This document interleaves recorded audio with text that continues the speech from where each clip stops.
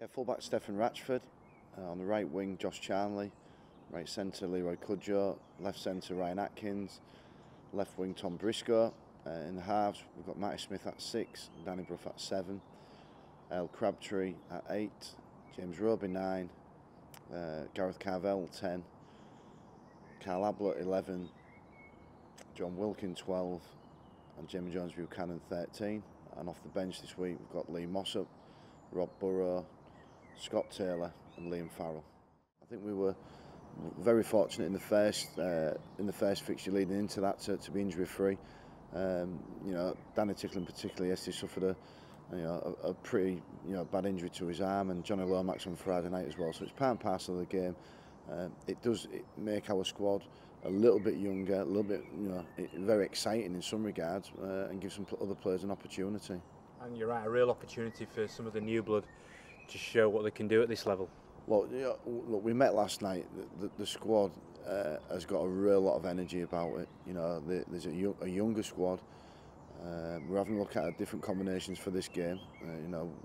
The game one, we got the job done. We went with what we went with. We went with that group. Did a very professional, thorough job. And I think this time round, it's our opportunity for our next phase looking forward. And some of these players we need to see in this environment. And even the coaching staff and the general staff around the place are just excited by being involved with a young group with full of energy. What's going to be ready to play on Wednesday night. Let's just look at some of the players on debut. Stephen Ratchford, what will he bring at fullback?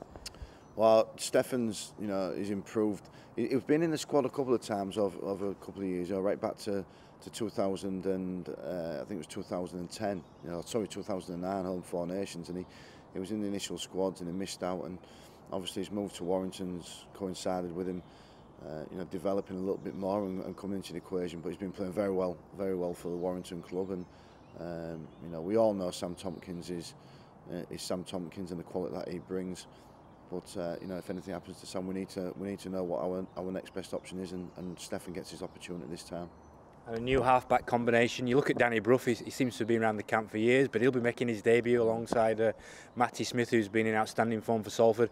Are you looking forward to that combo working together? We are, and through the experience of James Roby being there at hooker, with Rob Burrow being able to play in and around those positions as well. Again, the balance I think is good. It's quick. There's some speed in there with Danny and Rob and James Roby in particular, and Matty Smith has just been grabbing games by the scruff of the neck for the Warrington club, and has impressed everybody. Not just his performance at Salford, but the Knights programme. The England Knights programme has been essential for us, and again, there's quite a few new faces into our group, but these boys aren't new. They've trained with us, they've trained against us, they've been part of the England programme, and hopefully that transition is a whole lot easier for people like Matty Smith. And Scott Taylor just coming off the bench. He played for the England Knights last month. His first ever representative game. He's been thrusted into the elite squad. He's got a lot of responsibility on his sort of shoulders. He has. He's blossomed as a kid, and we had a little look at him in the England Knights at the end of last season, and unfortunately suffered a shoulder injury.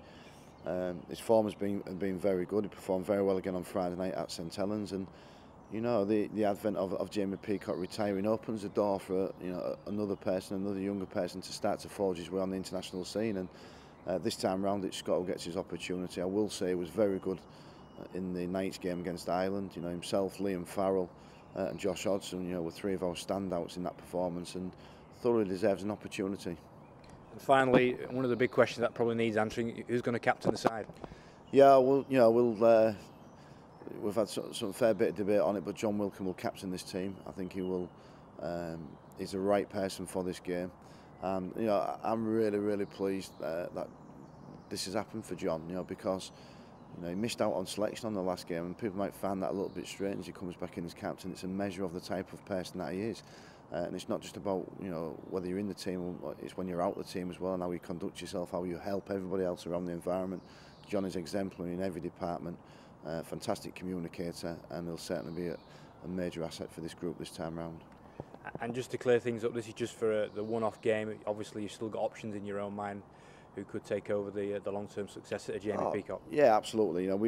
John thoroughly deserves this chance this time round, and he is, regardless of whether he's captain or not, he's one of our leaders within our group. Whether he's on the field or not on the field, that's the esteem that John is held in. So, but no, we've got a lot of other strong candidates for that position moving forward. and you know, we'll assess that and make decisions on that when the time's right.